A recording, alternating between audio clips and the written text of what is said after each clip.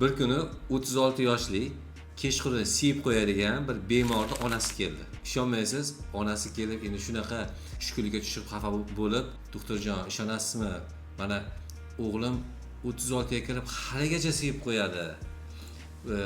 Shuni deb 2 marta ajrashdi ham. Yordam bering deb iltimos qilib kelgandi. Natija bo'ladimi dedilar. Bo'ladi, albatta bo'ladi, xudo xolasa.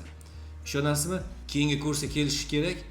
Men aytdim, kelmayapti dedim. Qizlar telefon qilaydi. Nimaga kelmayapti? Tinch ekanmi? Keyin menga telefon qildilar. "Doktorjon, sizga rahmat kattakon. O'g'lim juda ham yaxshi, zo'r natija bo'ldi. To'liq tuzaldi. Mana ketganimizdan beri bir kun ham bo'lgani yo'q, ishonmaysiz."